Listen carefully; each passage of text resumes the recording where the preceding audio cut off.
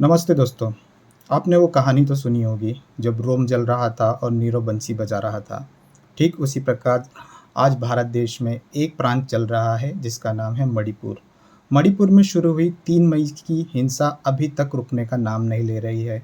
यह सामुदायिक लोगों के बीच शुरू हुआ विवाद अब इतने उच्च स्तर पर पहुंच चुका है कि उसे रोकना नामुमकिन सा लग रहा है। इसी को देखते हुए विपक्ष एक उत्तेजित होकर केंद्र सरकार को आड़े हाथों लिया है।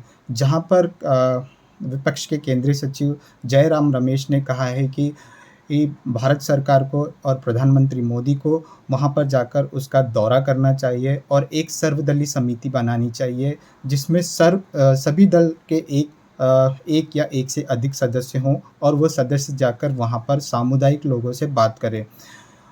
केंद्र सरकार को आड़े हाथे लेते हुए उन्होंने एक तलखियत भरा ट्वीट भी किया है कि 1 महीने बाद गृह राज्य मंत्री द्वारा वहां का दौरा किया गया, उसके लिए हम आभार प्रकट करते हैं।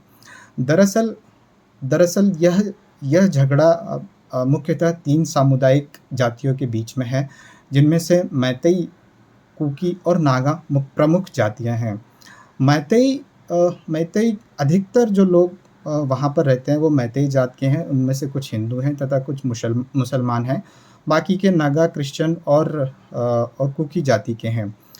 तो मैतेई जाति का यह कहना है सन 2012 में उन्होंने एक अनुरोध किया था कि उन्हें और अधिक सुरक्षा की आवश्यकता है, पर ऑल ट्राइबल स्टूडेंट कमेटी का कहना है कि उन्हें और अधिक सुरक्षा की आवश्यकता नहीं है, क्योंकि वो पहले से ही ओबीसी में आते हैं और एससी और ओबीसी में आते हैं। इसके कारण उन्हें यह दर्जा नहीं दिया जाना चाहिए था।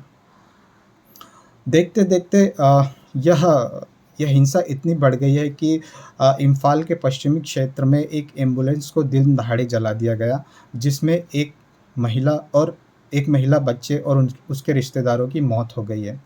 दोस्तों, अगर हम भौगोलिक रूप से देखें तो मणिपुर का जो भौगोलिक स्तर है वह एक फुटबॉल स्टेडियम की तरह है और आसपास की जितनी भी पहाड़ियां हैं वो गलियों का काम करती हैं। अब यहाँ पर अधिकतर देखा जाए तो जो भी मंत्री या मुख्यमंत्री चुना जाता है वो मैतेई जाति से चुना जाता है। तो अगर हम इस तरह से सोचें तो उन मैतेई जाति को एक अनुसूचित दर्जा देना सही है या गलत, ये तो सरकार के नियम जो लागू किए गए हैं उसके बाद ही पता चलेगा।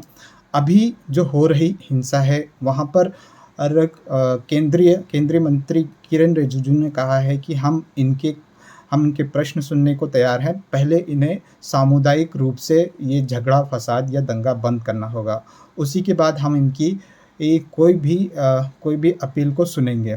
तो दोस्तों, हम लोग तो चाहेंगे कि जल्दी से जल्दी यह हिंसा समाप्त हो जाए, ये झगड़ा समाप्त हो जाए और हमारा लोकतांत्रिक देश एक होकर आगे तरक्की करे। धन्यवाद।